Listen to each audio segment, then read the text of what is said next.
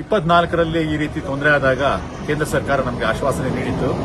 ಈ ರೀತಿಯ ಒಂದು ಘಟನೆ ಮತ್ತೆ ಮರುಕಳಿಸೋಲ್ಲ ಅಂತ.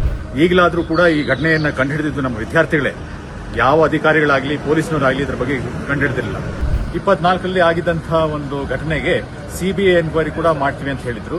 ಅದರ ಫಲಿತಾಂಶ ಏನಾಗಿದೆ ಅಂತ ಇನ್ನೂ ತನಕ ನಮ್ಮ ಶಿಕ್ಷಣ ಸಚಿವರಾಗಲಿ, ಕೇಂದ್ರ ಶಿಕ್ಷಣ ಸಚಿವರಾಗಲಿ, ಮನ್ ಕಿ ಬಾತ್ ಮಾತೆತ್ತಿದ್ರೆ ಬರುವಂತಹ ಸನ್ಮಾನ್ಯ ಪ್ರಧಾನಮಂತ್ರಿಗಳಾಗಲಿ ಇದರ ಬಗ್ಗೆ ಹೇಳೇ ಇಲ್ಲ. ನಮಸ್ಕಾರ. 2026ರ ನೀಟ್ ಪರೀಕ್ಷೆ ಫಲಿತಾಂಶದ ನೀಟ್ ಪರೀಕ್ಷೆ ಬಗ್ಗೆ ಗೊತ್ತಾಗಿ ನನಗೆ ಬಹಳ ಬೇಜಾರಾಯಿತು. 2024ರಲ್ಲೂ ಸಹ ಇದೇ ರೀತಿ ಪೇಪರ್ ಲೀಕ್ ಆಗಿ ಲಕ್ಷಾಂತರ ಜನ ಹುಡುಗರಿಗೆ ಬಹಳ ತೊಂದರೆ ಆಗಿರೋದನ್ನು ನೋಡಿದ್ದೀವಿ.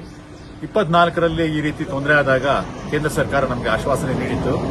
ಈ ರೀತಿಯ ಒಂದು ಘಟನೆ ಮತ್ತೆ ಮರುಕಳಿಸೋಲ್ಲ ಅಂತ.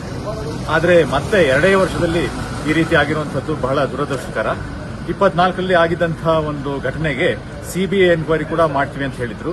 ಅದರ ಫಲಿತಾಂಶ ಏನಾಗಿದೆ ಅಂತ ಇನ್ನೂ ತನಕ ನಮ್ಮ ಶಿಕ್ಷಣ ಸಚಿವರಾಗಲಿ, ಕೇಂದ್ರ ಶಿಕ್ಷಣ ಸಚಿವರಾಗಲಿ, ಮನ್ ಕಿ ಬಾತ್ ಮಾತೆತ್ತಿದ್ರೆ ಬರುವಂತಹ ಸನ್ಮಾನ್ಯ ಪ್ರಧಾನಮಂತ್ರಿಗಳಾಗಲಿ ಇದರ ಬಗ್ಗೆ ಹೇಳೇ ಇಲ್ಲ. ನಿಜವಾಗಿಯೂ ನನಗೆ ಅತ್ಯಂತ ಖೇದ ಅನಿಸುತ್ತದೆ. ವಿದ್ಯಾರ್ಥಿಗಳ ಈ ಪರಿಸ್ಥಿತಿಯ ಬಗ್ಗೆ ಕನಿಕರ ಆಗ್ತದೆ. ಈ ರೀತಿ ಆಗಬಾರದು. ಮುಂದಾದರೂ ಈ ರೀತಿಯ ಪರೀಕ್ಷೆಗಳನ್ನು ನಡೆಸುವಂತಹ ಸಂದರ್ಭದಲ್ಲಿ ಅತ್ಯಂತ ಜಾಗರೂಕತೆಯಿಂದ ಮಾಡಲಿ.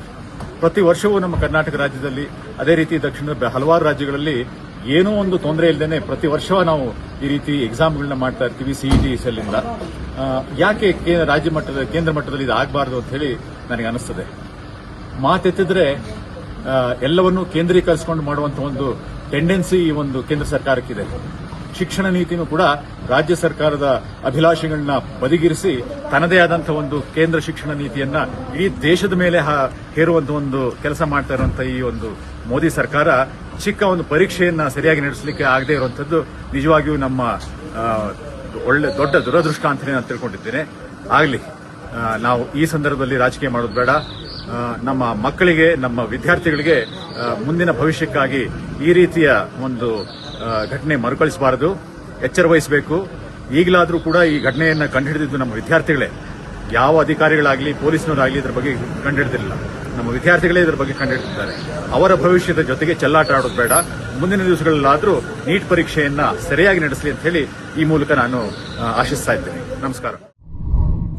ಮತ್ತಷ್ಟು ವಿಶೇಷ ವಿಡಿಯೋಗಳನ್ನು ನೋಡಲು ಮತ್ತು ಹೊಸ ವಿಡಿಯೋಗಳ ಬಗ್ಗೆ ತಿಳಿಯಲು ಈ ದಿನ .com ಯೂಟ್ಯೂಬ್ ಚಾನೆಲ್ ಸಬ್ಸ್ಕ್ರೈಬ್ ಮಾಡಿ ಮತ್ತು ಬೆಲ್ ಐಕಾನ್ ಕ್ಲಿಕ್ ಮಾಡಿ.